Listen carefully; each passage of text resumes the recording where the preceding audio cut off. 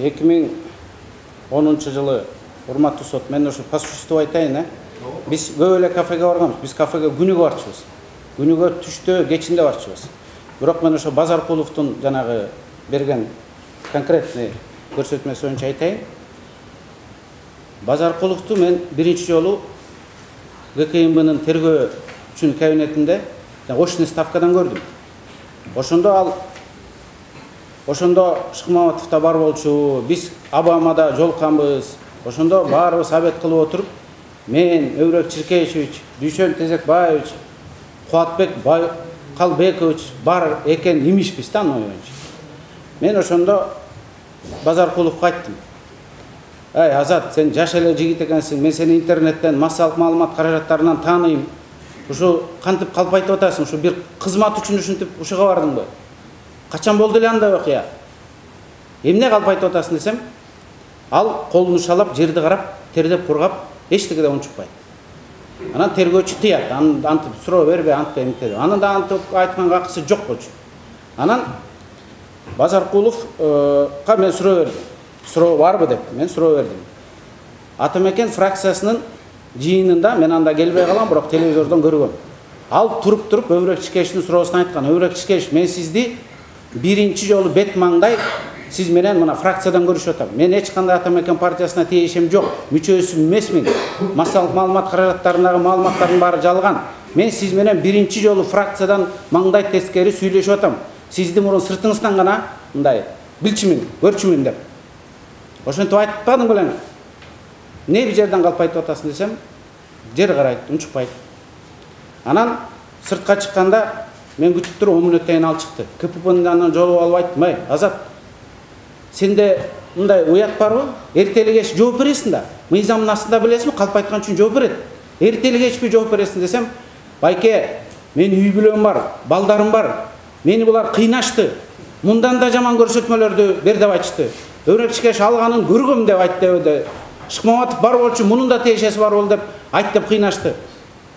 Мен ошондо көгөрүп болбой койдум. Болгону гана, ушул гана калпты айта алам, башка калпты айтпайм. Билгениңерди кылгыла деп, ал өзүнүн эрдигин ошентип айтып берген да ма. Анан мен ошондо айткам, эртели кечпи, Азат, ушунун бардыгын мына ушул иш бир веждо, бир мыйзамдуу түрдө далилденген жок да. Жалаң гана ушактардын көрсөтмөлөрү негизинде. Анан ушул сөзүңдү кийин айтып бересиң соттон десем, айтып берем деген. Уа келгенде мен барын айтып берем. Ким кыйнаган мени, эмне дегенин бүт айтып берем. Менин балдарым бар, үй бүлөм бар. Мен корком, ошондуктан мен калп жалганды айттым деп мага айткан. Эгерде мына Куранды кармап айтып берсе, андай болгон эмес деп. Экөөбүз КППда турганбыз, күбөлөр бар. Менин шопурум, анын шопуру, ош жерде мына момундай болгон солдаттар баары карап турган. Экөөбүз 10 мүнөт ош жерде кыйкырышып атканбыз. Ошондуктан урматтуу сот, урматтуу прокурорлор, мына мен эл кыдырып келдим азыр. Элдин бардыгы сериал көргөнсү ушул процессти көрүп атат.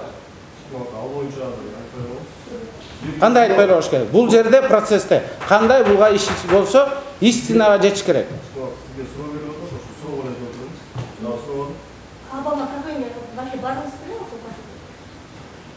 Мен айтып атпаймынбы, биз көп кафеге барганбыз. Анан Абамага барганбызбы, барган эмеспиз деп бул жерде мен чындыкты айтып атам да, туурабы? Менен анда феноменальный памятим жок. Биз Өбүрөк Чиркеевич менен күнүгө абет кылчубуз. Ошол офистин тегерегинде, возможно, Абамага дагы келгенбиз. Бирок мен Азат Базаркулов менен отуруп абет кылган эмеспиз биз эч качан. Биз абет кылып атканда Базаркулов келип биз менен учурашып, анан биз анын Мегакомдон иштер кандай, как дела идут Мегакоме деп сураган эмеспиз. Андай болгон эмес. Ал калп, Базаркуловдун айтканын бардыгы калп.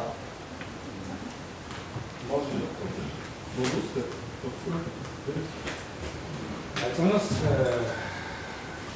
сиз могу интернетти карап атасыздар. Могу жерде Модиндин воспроизведениясы бар да интернетте. Ошол кайсы кабинетти көргөндө ошол кабинет далилдешип кабинет боюнча. Ошол Модиндин кабинет көрсөткөн кабинет боюнча эмне деп айта аласыз? Мен 2010 жылы 7 апрелде мамлекеттик каттоо кызматынын төрагасынын милдетин аткаруучу болуп дайындалгам. Кийин июлда төрагасы болуп бекилгем. Менин түздөн түз кураторум биринчи вице-премьер-министр Атамбаев болчу. Жанагы Модин көрсөткөн кабинетти интернетте мен эле эмес, бүт кыргызстандыктар көрүп атат. Ал Атамбаевдин кабинети. Атамбаевдин кабинети ушул залдан 3 эсе чоң болчу. Эки жагында 2-ден 4 колонна терезе бар болчу. Кабинеттин приемныйында 5 эшик болчу. Бирөө помощнигине, бирөө зал заседанияга, бирөө өзүнүн кабинетине, бирөө советниктигине, бирөө кире бериш эшик болчу. Өмүрбек Чикеевичтики ушул залдын 3-төн 1 болчу, кичинекей бут койорго жер жок. Кишилер келип калганда коридордо турчу сагалап. Күнүгө бир 50-60 киши келип турчу. Өмүрбек Чикеевичтин приемныйында бир гана терезе, 1 эшик болчу. Өмүрбек Чикеевичтин кабинетине ана кире бериш. Өзүнүн кабинети ушул залдын теңиндей болгон кичинекей кабинет болчу. Аны алмаштырып алыш, перепутать этиш мүмкүн эмес. Аны үчүн бир мындай хронический склероз же бир акыл эси тайып болуш керек да. Эки приемныйды анан олтурсаңыз. Ошол кабинет модин көрсөткөн приемный. Приемныйдан кирип кабинет көрсөткөн. Ошол кимдин кабинети? Атамбаевдин кабинети. Теперь второй вопрос. Өмүрбек Чикеевичтин кабинетине сиз кирип жүрчү элеңиз? Мен Өмүрбек Чикеевичтин кабинетине албетте, мен 2 күндүн биринде. Хорошо. Ошо кирип жүргөндө Өмүрбек Чикеевичтин приемныйды ошол видеодогудай чоң белет. Же кандай приемный? Урматтуу адвокат, мен дагы бир жолу кайталап коеюн. Өмүрбек Чикеевичтин приемныйы ушул залдын 3-төн 1, 3-3/5 ушундай эле болчу. 3/4. Кичинекей болчу. Бир терезе болчу. Кире бериште 1 эшик, Өмүрбек Чикеевичтине кеткен 1 эшик. Элдер батпай ичине мындай күтүп калган кишилер 3 кишиден 4 кишиден ашык батчу эмес. Сыртка чыгып турчу. Атамбаевдин приемныйы болсо ушул залдан 3 эсе чоң болчу. Эки жагында 2 колонна 4 терезе болчу. Кире беришинде 5 аны өкмөттүн мүчөлөрү, өкмөттөгү аппарат керек болсо азыр барып көрүп келсек болот барысы. Ал кабинет Атамбаевга тиешелүү кабинет болчу. Модин ошону көрсөттү. Интернеттен аны бүт Кыргызстан көрдү. Рахмат. Дагы бир вопрос, муну да суроо. Сиз деген канча мен билгендей, сиз деген Нарын областынын начальник штаб элеңиз, выбор башталган 2010-жылы. Парламент шайлоодо турат. Ошондо сиз билесиз да, ошону билишиңиз керек да. 2010-жылы шайлоочулар менен Өмүрбек Чикеевичтин графиги кайсы балдан башталып, кайсы маалда кетти? Уже кайра шаарга. Өмүрбек Чикеевич менен чүйдөн башталды эле. Ошондо 10-сентябрда региондорду кыдырып кетишкен. Биринчи жарымында түштүктү кыдырып кетишкен Жалал Абад, Баткен, Ош. Мен Нарындын координатору болчумун. Ошондо Нарынга биз октябрдын бирлеринен Ысык көлгө кетип, Нарынга келип, мен Нарында чогуу жүргөм. Ал боюнча видео, фото, бүт мындай далилдер бар. Шаарда качан болду эле? Бишкекке 1-октябрдан 1-2 октябрларда уже Таластан Бишкекке келип, анан Бишкектен чүйдү кыдырып, анан Бишкек, Бишкек октябрдын 10-на чейин. Шаарда 1-2-синде уже болду. Октябрь. Таластан келип эле Бишкекке болгон. Мен чогуу жүргөм. Значит, встречи у вас лобами не было, да? Конечно, не было. Конечно, не было. Я же говорю, Базаркулов потом, когда вышло, он мне сказал, что он оговорил, потому что у него семья, дети, он боится их. Он у них под крючком. Он так и мне сказал. Что спасибо?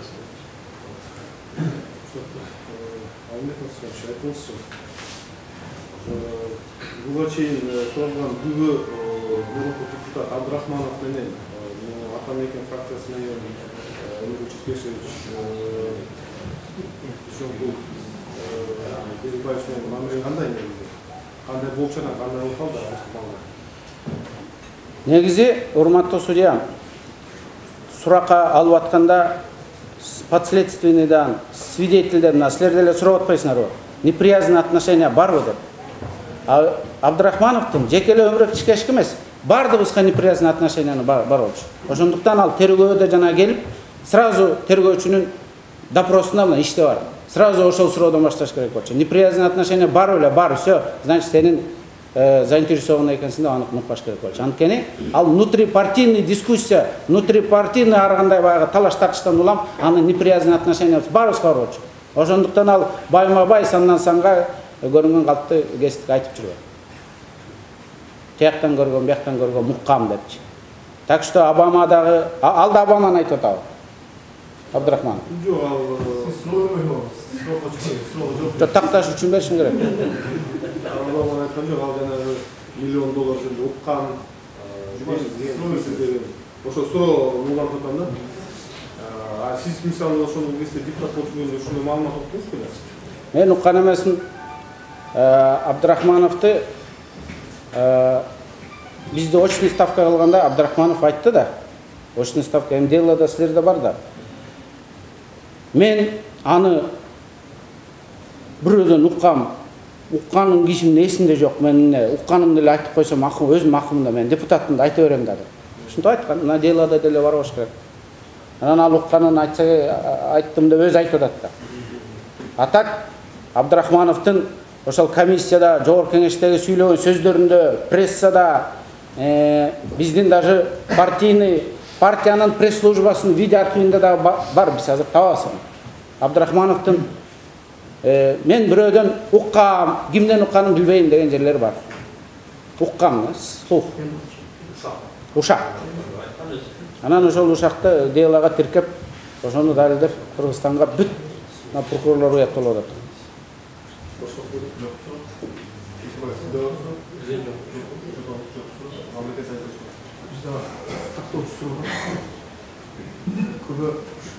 Siz aytsanız, hazır özüm söz kılgan Azat Bazarkulovду tanıysызбы? Кандай жагдайда танıysiz?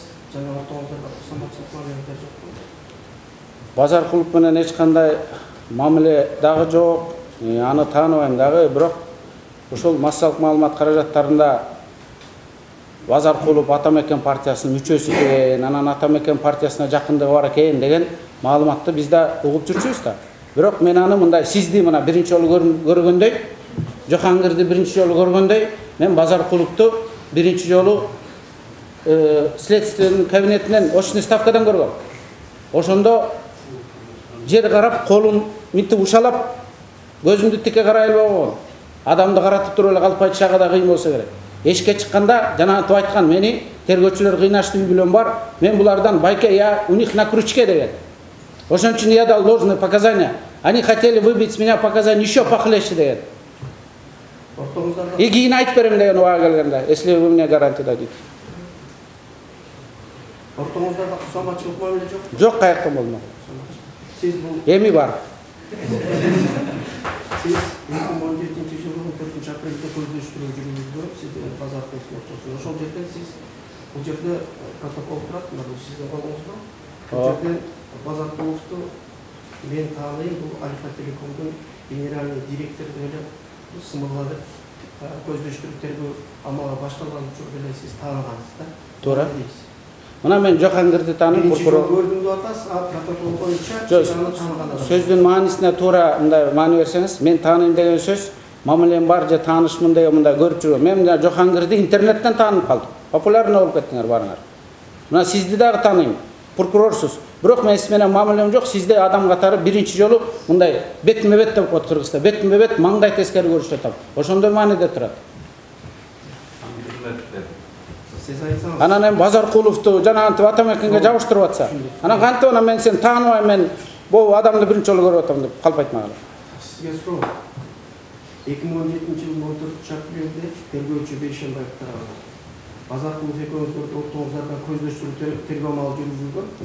Анда Базаркулов иштин жагдайы боюнча толук өз көрсөтмөсүн берип, чынында 2010-жылдын бул июнь айынын 2-жарымында Бишкек шаарындагы Токтогул эркиндик бульварынын 5-синде жайгашкан Обама кафесинен сиз, Текебаев, Абдулдаев, Омаркелинов катышуунузда жолугушуу болуп, ал жерден Альфа Телекомдун айланасына кызуу талкуу болгон тастыкка келгенде, буга эмне дейсиз?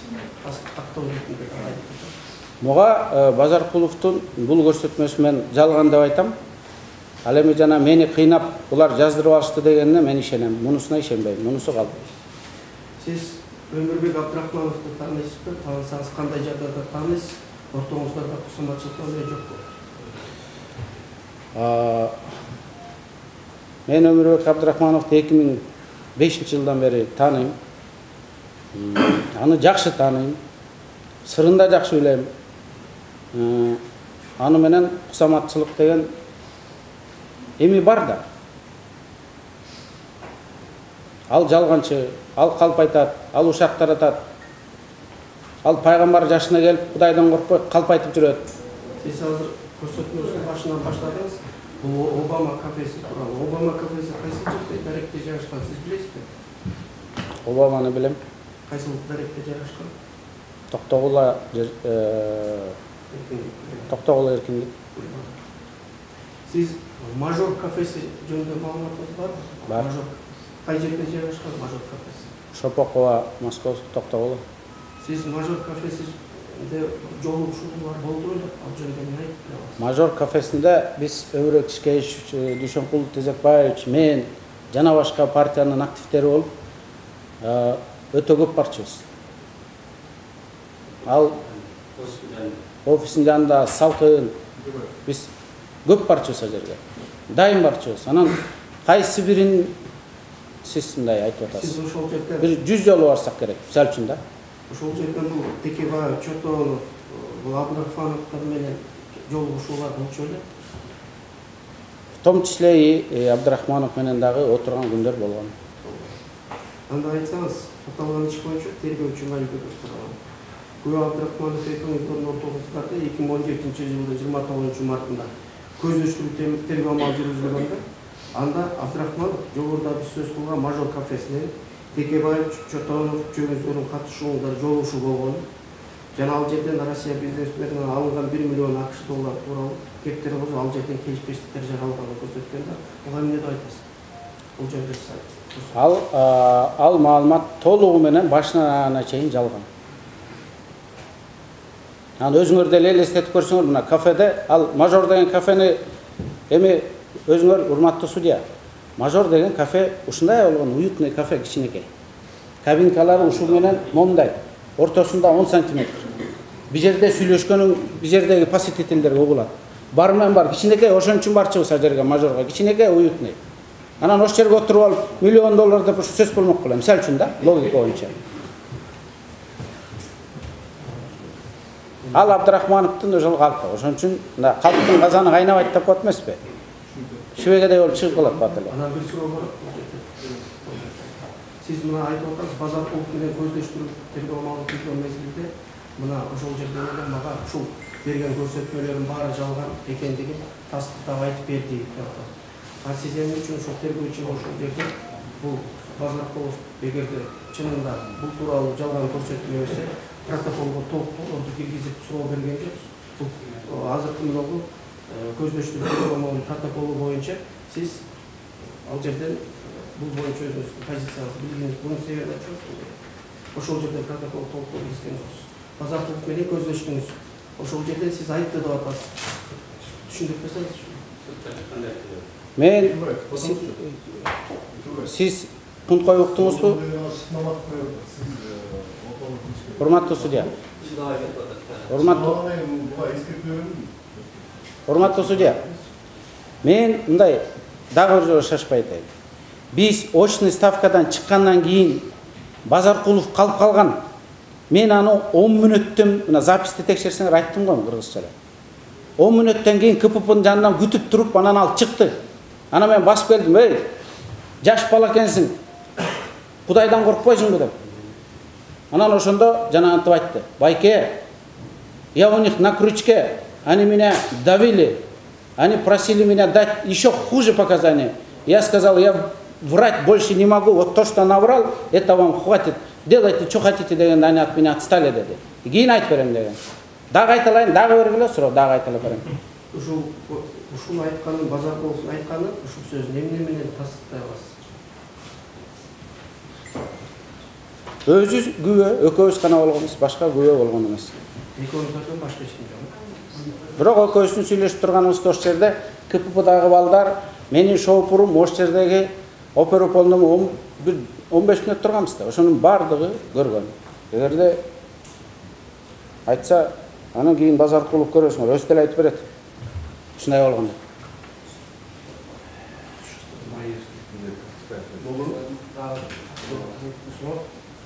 Бул протокол очный ставка 6-мартта датасы бар. Суроода эмнеке КППдын жанында сүйлөштүңүз. Ал базаркулов сизде ушинтип айтып берди, кызматтык көрүздү. Ошо кийин вакыт болчу да, баягы арыз менен кайрылуу боюнча мажбурлап атат күбөлөрдү. Ушундай сиз кимге кайрылдыңыз ушу боюнча? Тергөөчүгө, прокуратурага бир арыз барбы? Урматтуу прокурор, мен саясатчымын, мен да юристмин. Мен министр юстиция болуп 4 жыл иштегем. Мен мыйзамдарды, биздеги саясий системаны, биздеги мыйзам бузуп аткан зөөкүрчүлүктү жакшы билем. Анан мен апенди эмес, мен бар Базаркулов ушинтип айтты да бирөө каршы чыкса ошо майнап чыкмак белем. Убага келгенде Базаркулов баарын өзү айткан. Байке, придет время, я расскажу деген. Я боюсь Бога деп айткан. Ушинтип айткан сөзмө-сөз. Я боюсь Бога, придет время, если надо будет, я все это покаюсь, расскажу. Меня правильно поймите деген. Демек сиз эчкимге арыз менен кайрылбайсыз? Жок, биз күтүп атабыз. Мы будем ждать, пока он акыры чындыгын айтат.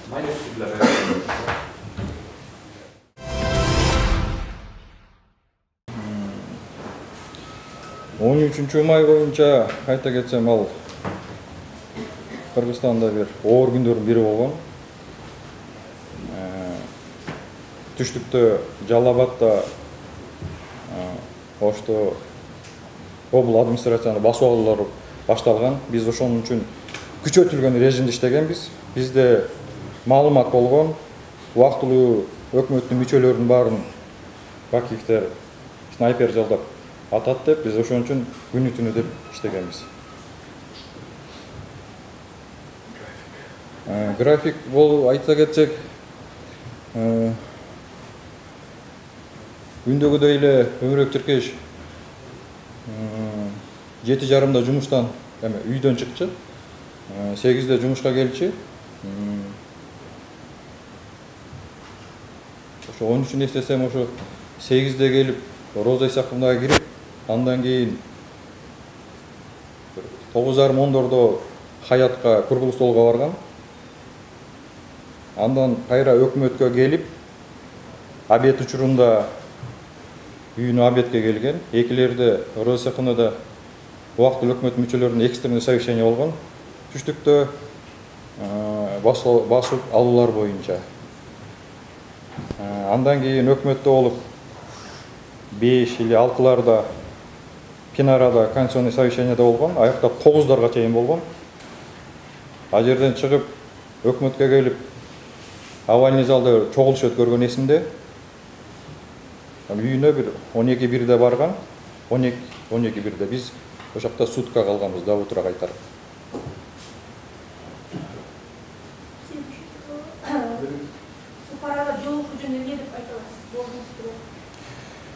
Мен тергөө учурунда суроо берилген, мен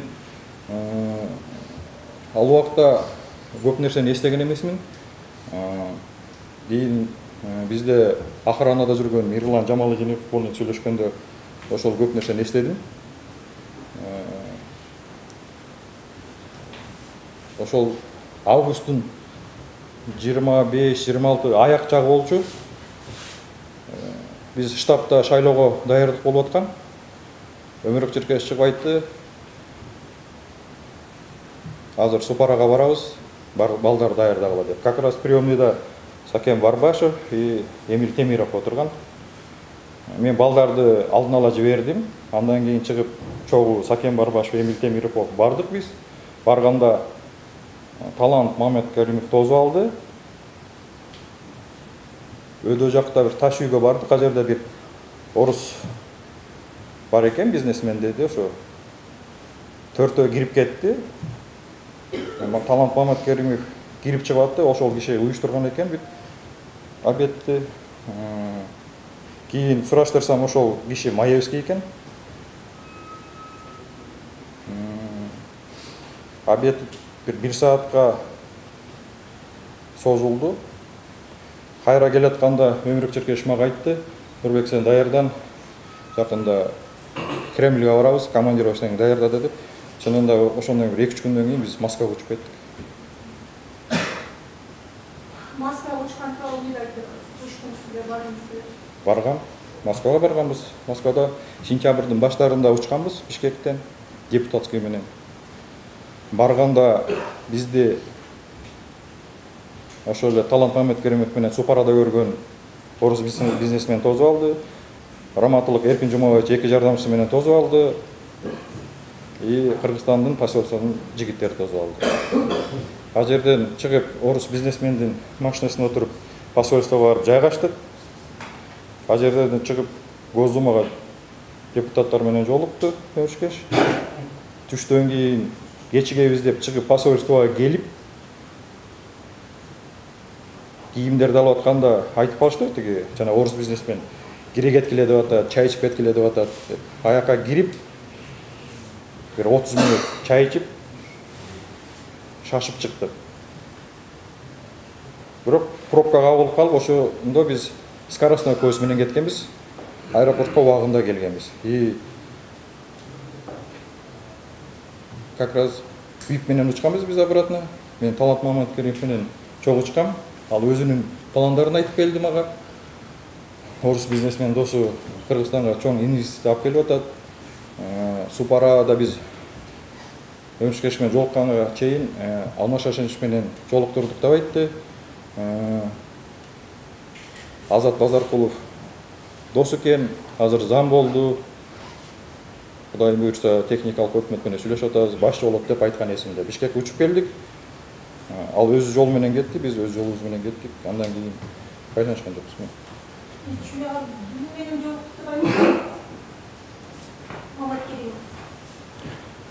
Алмаз Шашенич Атамбаев менен жолуктуп деп. Маевский жолуктуп айтты, жолуктурдум деп. Жолуктурду. Жолуктуп. Тактап айтып кетсеңиз, мына ол жерде өзүңүз айтып атасыз деп, сиздин сөзүңүздөн жазып атат турат.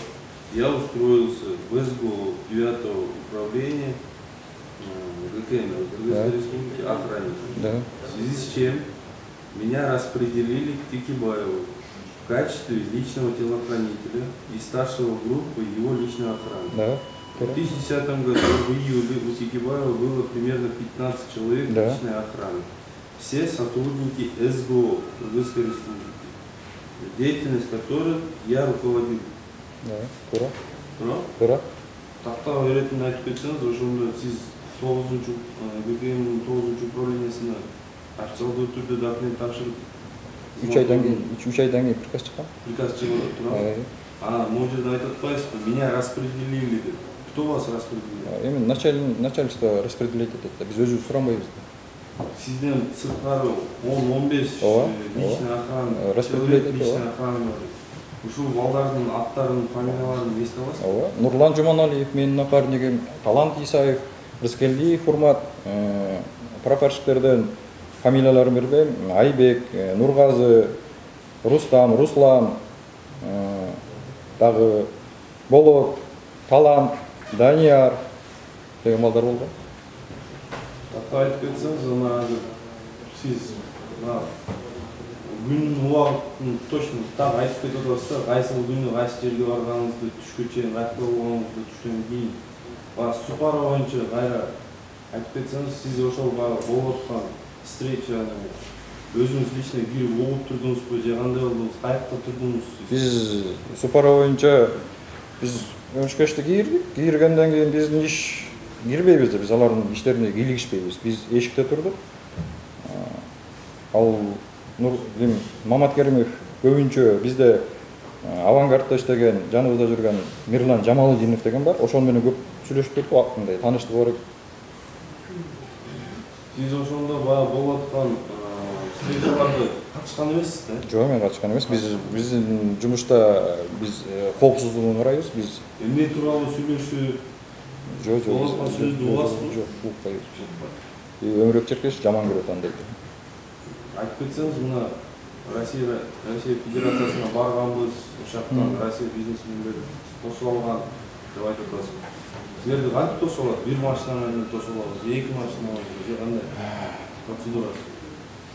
Эми жерге барганда поселкеныкка келди, и жанагы орус бизнесмендин, по-моему, 2 машинасы келген. Эркин Жумаевич өзүнүн машинасы менен келген. 4 машина. Сиз ошондо ким менен кеттиңиз? Биз мен кийин эстедим, мен ал убакта мен тергөөгө чакырганда менин артымда жүрүп, мени камайбыз деп мага бир аз морально-психологический давление кылышкан. Мен следствиеге чакырганда эмне жөнүндө сурайт, эмне, мен эсимде жок болчу. Кийин тергөөдөн чыккандан кийин мен эстедим, мен Өмүрбек Черкеш менен бир машинада кеткенбиз. Ошо жана Маевский менен чогуу кеткенбиз. Алар бизди жатаканага таштап, Пасеостога. Андан ары Маматкеримов менен чогуу өзлөрү иштери менен кетишкен. Мына бир машинада кетип атасың. Канча убакыт чогуу болдуңар ошол машинанын ичинде? Эмне тууралуу сөздөр болду? Ал жерде Москвада билесиз, пробка көп. Эмне маселе болгонун биз тыңшабайбыз. Тыңшасаң билинип калат. Биз андайды өчүрүп коебуз кулактан.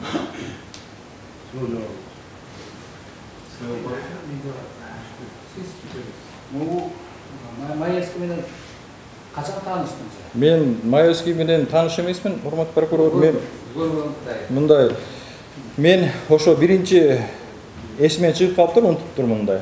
Мен ошо биринчи Супарада, анан экинчи жолу Москвадан көрдүм, андан кийин көргөн жокмун. Ушу Супарада ким бар? Сакен Барбашев, Эмилев Темир, Өмүрбек Черкеш, анан Маевский ошол бар болчу. Талант Маматкеримов кирип чыгып жүргөн. Маматкеримов менен кандай тааныш? Талант Маматкеримов менен менин тааныштыгым жок. Ал мен менен өз сөз козгоп сүйлөшкөнбүз. Ошо учуп келатканда, андан кийин мамилем жок болчу менен. Сиз айтып кеттиңиз, Маматкеримов Текебаев менен таанышып эле жарандар алды. Маматкеримов Текебаев менен тааныштыгы жок эле. Мен ошо Москвадан тоз болгондо көрдүм, андан кийин кабинеттен башка жерден көргөн эмесмин.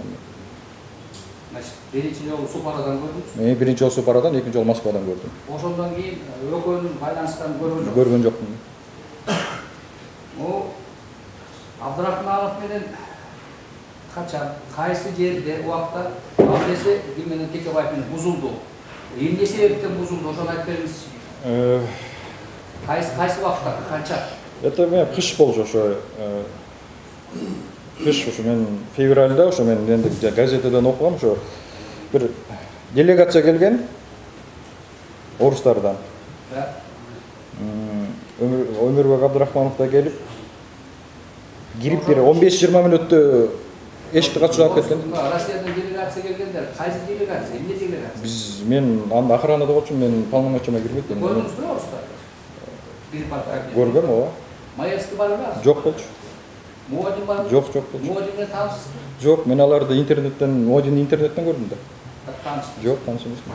Ошондо эмне маселе чатактап кетишти? Текебаев менен Абдрахман эмне мамиле бузулуп кетти? Себеп? Негизги. Анысы мен сураган жокмун. Ошондон кийин эле Өмүрбек Черкеш жөнүндө жаман сөздөрдү айтып, гезитке жаза баштады да. Ошондон кийин мен кирип келетип тиги жогорку кеңештин западный сторонасынан өкө мушташа кетип жаздады, ажыратып кеттим. Анан ошону эмне аласа бересе мен айтам эле, мен ондойго киришпейт да.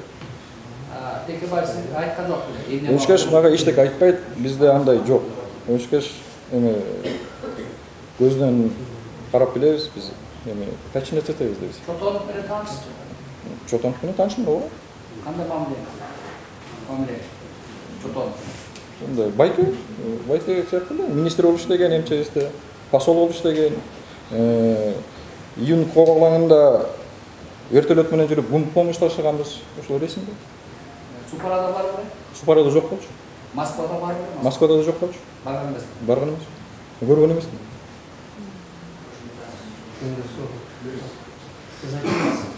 Маевский Супарага канчадан бери делегация? Маевский, по-моему, жардамчылары ошондо экөө жүргөн, как раз биз алар менен сүйлөшкөн жокпуз. Мен эстедим, мен ал Мирлан Жамалдинов, Маматкеримовдер менен өзүнчө сүйлөшүп турушту. Мен жардамчылар дедиңиз. Алар кайсы улуттун бара? Кыргызбы,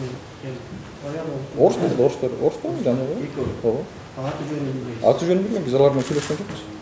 Значит, Маевский эки орус улутундагы. Ооба. Алар кирген жок, алар тышта турушту өзүнчө.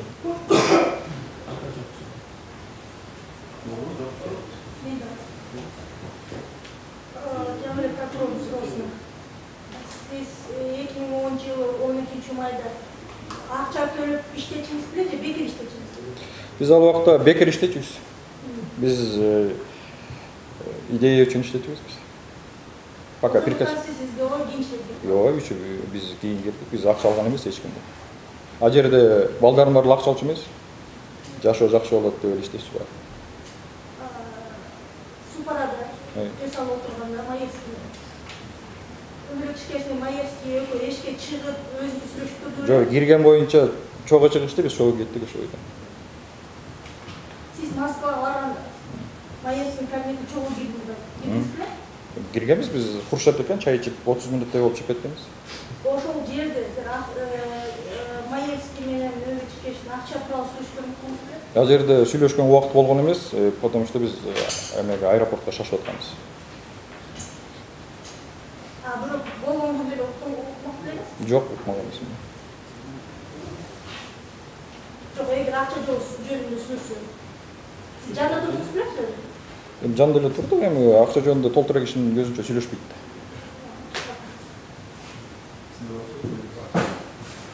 Айтыңызчы, Нурбек, мындай бир интересный окуя болгондо, ал жерде Маевский допрашивать этип, 13-үндө дейт бир Маевский, бир 17-синде дейт Супараға барганбыз. Анан 17-синде биз мас болдук дейт. Ошол жакта Супарада бир 2 саат эмнетип алып иштемелер, арак тытымлар укмуш иштеп дейт. Ошол чынбы же жалганбы? Жалган, өмүрөк чыгыш, спиртной ичпейт, и тамеки да чекпейт. Мен муну жакшы билем, 100%. Так. Жана 7-8 май дегенде алмайм ошол күндөрү Бишкекте баягы туруксуздуулук башталган. Экчилер Нариман Тулеев келет деп митингдер башталган. Так, 13 майда мен эртемен 9-га чукул келдим. Келсем уже өмүрөк чикештин охраналары биякта экен, то есть правительствода экен. Өмүрөк чикеш өзү Роза Исаковна Отунбаевада бир жыйын болуп аткан экен. Ошого кирип кеткен экен. Биз приемныйда очуп келди, анан 9-дарда кетти. Каятка кетти. Saat bir 10:30-11'lerde meni охранасы чакырды Каятка. Адашпасам Нурлан Жуманалиев. Чакырды, барсам bir 5-10 мүнөттөй күтүп алдым. Анан кофе брейк, перерыв башталды. Өрөшкө чыгып мага тапшырма берди. Тиги Жалалатта обладминистрация, Ошто Жалалатта обладминистрация контрреволюциялар, революционерлердин алып койгон эле.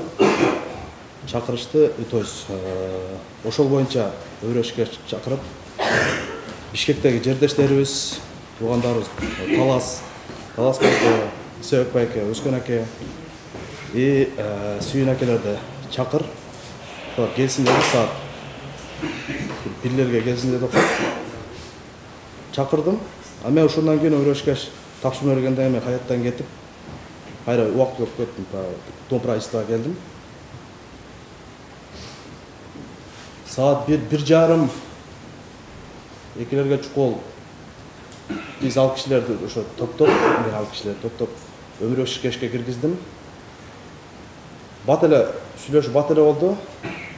Bir 5-10 мүнөттөй болду. Өмүрөк чикеш мындай шашып турганы неме болуп атты. Так, ал Бишкектеги бүт туугандарга жыйнагыла деди. Анан Жалалатка чалып, айылдаштарга, жердештерге, туугандарга бүт баарына чалып, эртең 14 майда Асылбек Текебаевга жардам берүүсүн боюнча сүйлөшүштү. Сүйлөшүп атканда ушу сырттан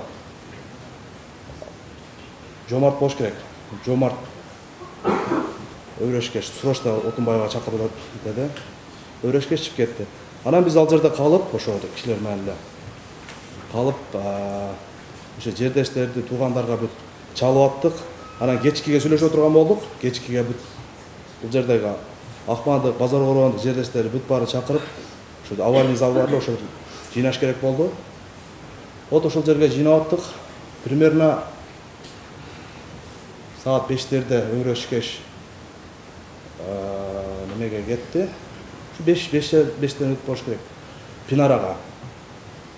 Конституционный совещание бир жыйына кетти. Кетип атып, мага тапшырма берди, өзүң контролдо жердештер келип турсун деди. И мен аварийный залга жыйнап аттым. Аварийный залга бүт баарын киргизип, көпкө күтүп калдык. Өрөшкеш бир 9-дарга чукул келди, бир сааттай суроо жооп болду, бүт баарын айтып, Асылбек Текбаевга жардам бергиле деп, бүт тууган уруктарды айткыла деп айтты. Саат 14-дө элдер тарады. Өрөшкеш калды ошол жерде. Дальше тарагандан кийин Өрөшкеш чыгып үйүнө кетти ошко. Саат 11 жарымдарда. Эртеси айтылгандай эле бүт айылдаштар, тууган урук, Жалал Абад базар койго бүт атамекенчилер биригип ошо область администрацияга барып эртеси алган.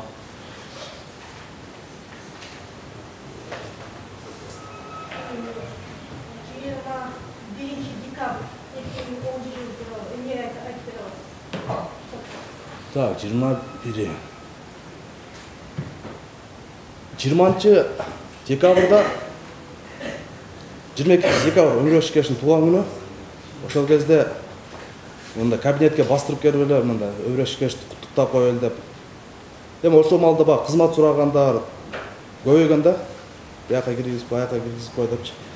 Ошондо Өрөшкеш мындай. Мен эртең бүрсүгүнү мындай 21-22 келбейм деди да. Келбейм.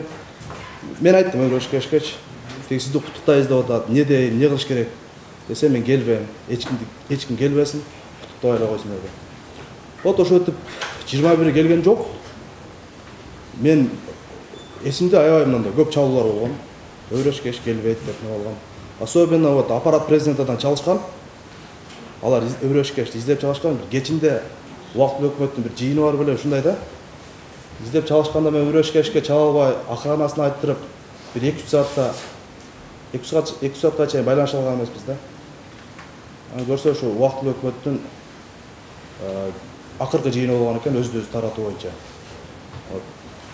Эртеси Өрөшкеш 22 күнү келди. Фракциянын жыйынын өткөрдү. Эмнеге эсимде ал күнү өтө важный маселе каралып аткан. Мен эми баягы вице-спикер Сасыкбаева менен кеңеш жоломдоп аткам. Ошол маселеси каралып фракцияда. Бизде Атамекен фракциясына кандидат болду. Эже вот структурасын каралган, Мадылбековду көрсөткөн эмеге комитет правопорядокко. Вот ошол менен комитеттин фракциянын решениясы менен эртеси Мадылбеков дагы Сасыкбаева дагы шайланышты. Вице-спикер болуп шайланды, мен ал эжеге советник болдум.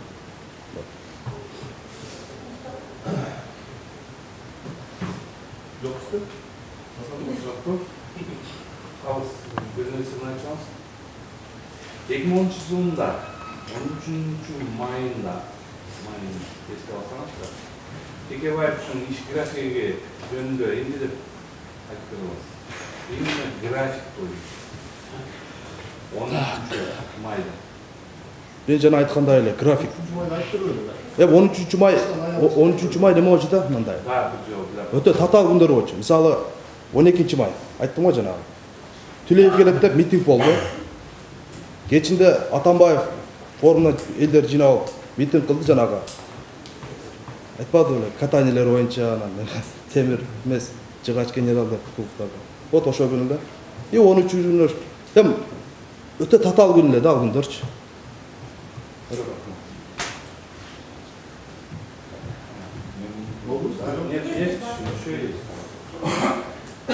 Siz Ömrük Çükkeş'in kabinetinde görüştüğünüzde, ошол временный правительство вакытында ошол күндө айтсаңыз, мо видеодо Мотиндин воспроизведениясы бар да, көрсөтүп турат YouTube'да жерде. ГКМдин следователдер жүргүзгөн видео воспроизведение. Ошол воспроизведенияда ошол кабинет силердики беле? Ömür Çükkeş'in kabineti öyle, Ömür Çükkeş'in приемный öyle.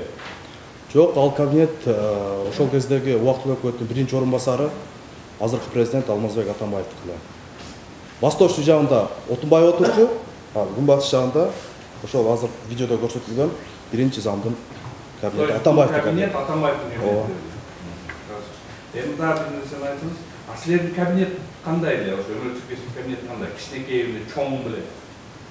Ал кабинетке салыштырмалуу ошол көрсөтүлгөн кабинетке салыштырмалуу биринчиден приемный. Андан бир 3-4 эсе кичинекей эле жана приемныйдан. А ал кабинеттен бир 2 эсе кичүүчү да. Эми кичинекей эле кабинет эле да мындай, салыштырмалуучу.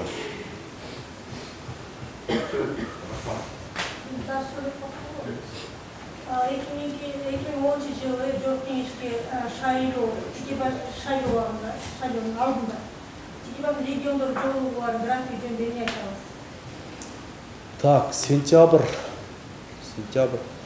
Сентябрьдын эгер так адашпасам мындай. Ортолорунан баштап башынан бери бүт региондо болгонбуз.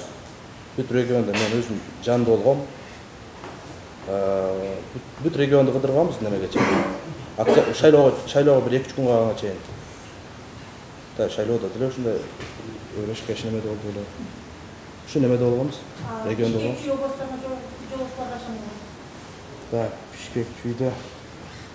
По-моему, акыркы 5 күндө болсо керек. Мен так эсимде жок болду азыр.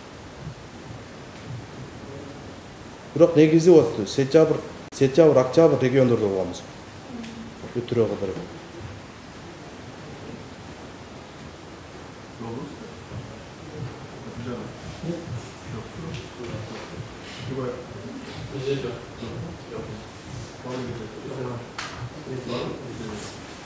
Siz айтсаңыз, 2010 жылдың апрель айында сиз кайсы кызматта иштегенсиз? 2010 жылы 7 апрелден кийин мен мамлекеттик каттоо кызматы ошол кездеги төрагасы Алмамет Чыкмаматовдун жардамчысы болгом.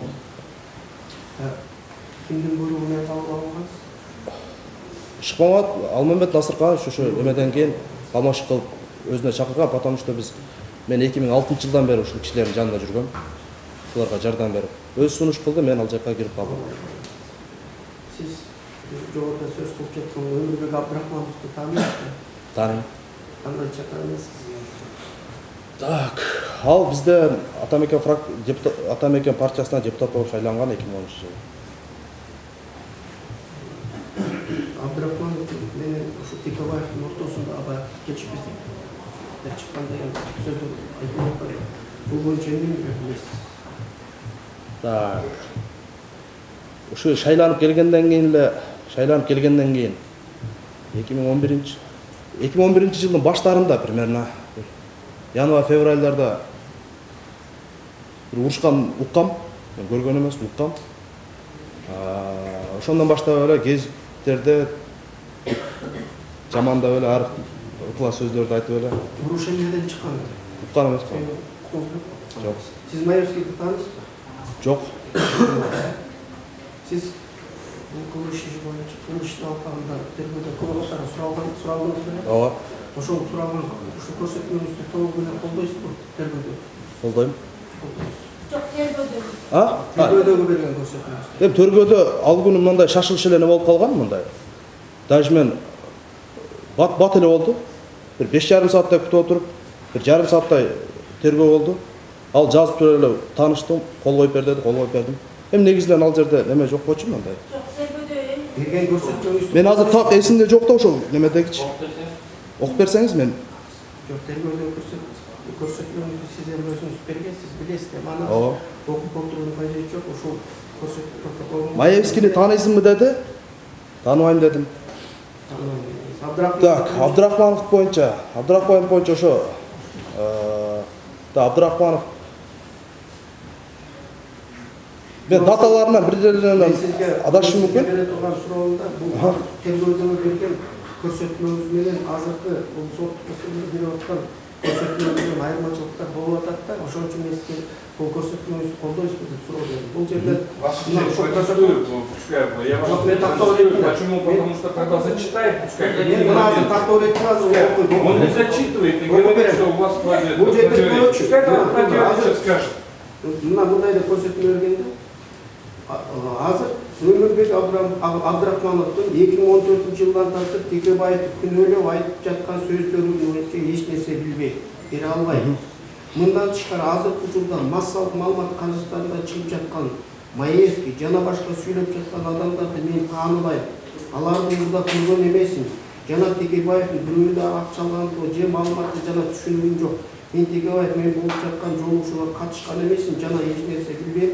Бул нерсе жөнүндө эч нерсе айта албайм. 2016-жылы Текебаев өткөргөн жана жеке калуусунда болгон жыйналыштарда жана жолугушууларда мен катышкан эмесмин. Мен бул жөнүндө эмне сөз болуп жатканын мен билбейм. Азыркы көрсөткөнү айтып коеюн. Күнү баары мындай болгон деп бул көрсөткөнүздө ушу айырмачылыктар чыгып атат. Ошол Жок, мен азыр жок, мен жооп берип коеюн. Мен Маевскийни эл катары эле 25 февралда Акипресстен, Фейсбуктан көрдүм. Өмүрүмдө биринчи жолу. Ошол Абдрахманов боюнча эми ал кеткенден баштап эле неме болуп жүргөн да. Ар ыпла сөздөрдү айтып. Может мен ошол жерде шашылыш 14-жылда койгондурмун. Бирок башынан баштап эле Абдрахманов биз фракциядан 13-14 мен так жылдын эсимде жок. Вот ошол немеде фракциядан чыгарылгандан ан сайын мындай өтө козголуп болуп көрбөгөндө өтө ыплас жолго чыгып алган да. Мен ошол боюнча айтсам керек.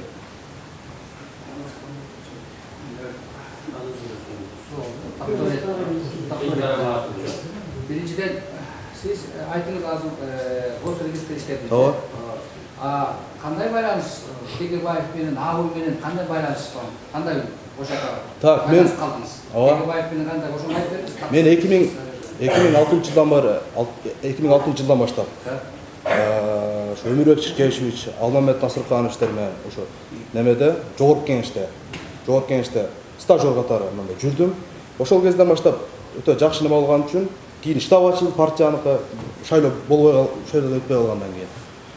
Ушинтип 2010 жылга чейин жүрдүм. Анан Алмамет Насырканович өзүнө помощь кылып чакыргандан кийин Өмүрбек Чиркешевич партияда мен эми булар бизде штабта аз эле киши болчу. Аппаратура, баягындай громкоговоритель тиги булар боюнча мен билчүмүн. Анан Өмүрбек Чиркешевич тез чакырып жана ситуациялар тигиндей болуп атпайбы? Тез чакырып ар уюштуруу иштери боюнча мага көп тапшырма берчи. Анан же ал жактан жок, же бул жактан жок болгон Алмамет Насыркановичтин сунушу менен барып Өмүрбек Чиркешевичке ошол убактылуу өкмөткө жардам бере бер деди. Мен бияка керек болсо өзүбүз чакырабыз деп. Вот ошол жакта мен убактылуу өкмөттө отуруп калдым. Ошол Такай. Ооба. Чиркешев менен Такай байланыш ошакта жүрдүңүз. Ооба. Амаялы гос регистрин алып жүрдүңүз. Зат бар. Жок, тиги кандай деп коет? Мен ал жактан айлык албастан эле мындай. Отпуск берсе жаңагыдай.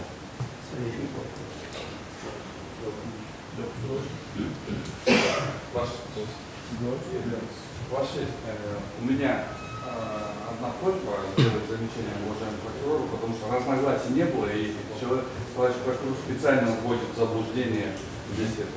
А теперь вопрос к нему. Сделайте, пожалуйста, замечание, товарищ прокурор.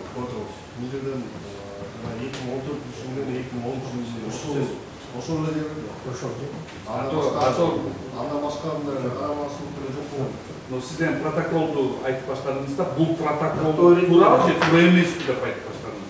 Поэтому тогда просьба, урматтуу прокурор, вопрос бериптен тура берип турсаңыз, жылын айтып тур. А то бияка запись жүрүп атат, получится как будто бұл тура емес деп эметип атасыз. Урматтуу, кечиресиз, мен ошол тогда ошондой вопрос бердим. 14-тө же могу деп тур берилиш да вопросту. А сизден бүт протокол тура емес деп айтып атасыз. Ошон үчүн заблуждение вводить этпеңиз, урматтуу прокурор.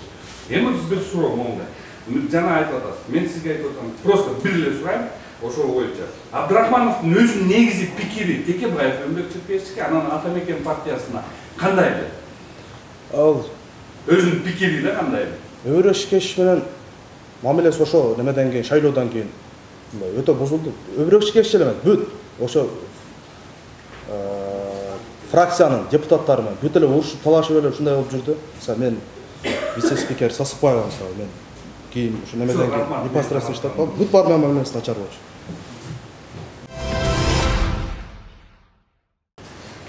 В прошлый раз вы огласили показания жены Мамакимова.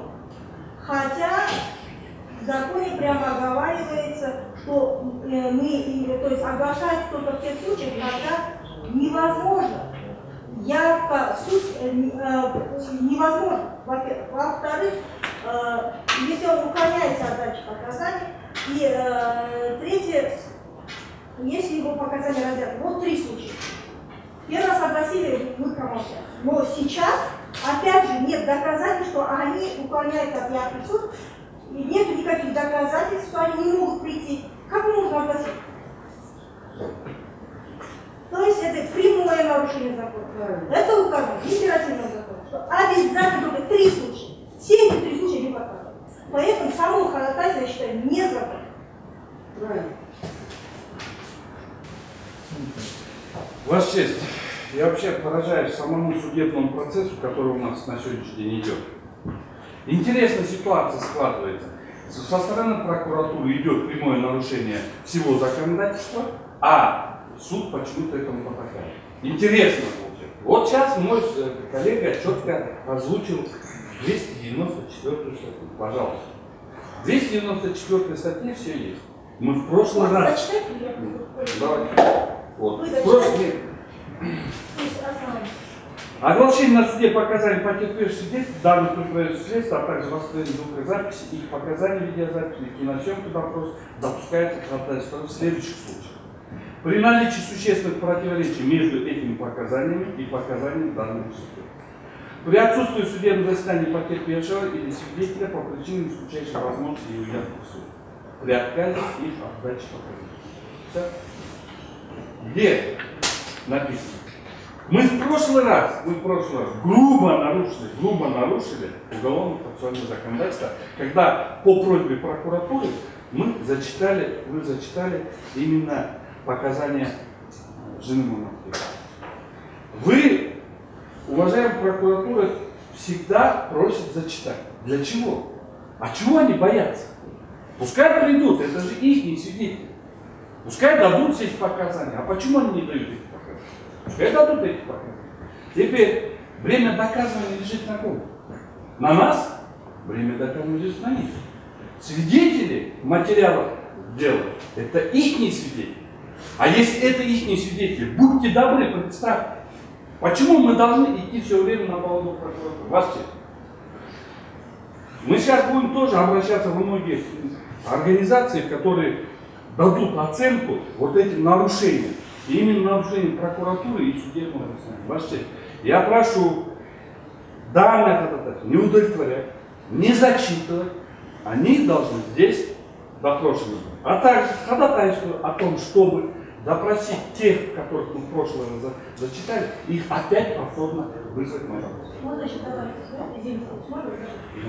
Дело в том, что зачитывая их протоколы допроса, вы нарушите основополагающий принцип, указанный в Конституции Кыргызской Республики. Это 99-й. Также вы нарушите основополагающий принцип уголовного процесса, указываете 18-й УК Кыргызской Республики, согласно которому судопроизводство Кыргызской Республики осуществляется на основе состязательности и равноправия. Что я хочу сказать?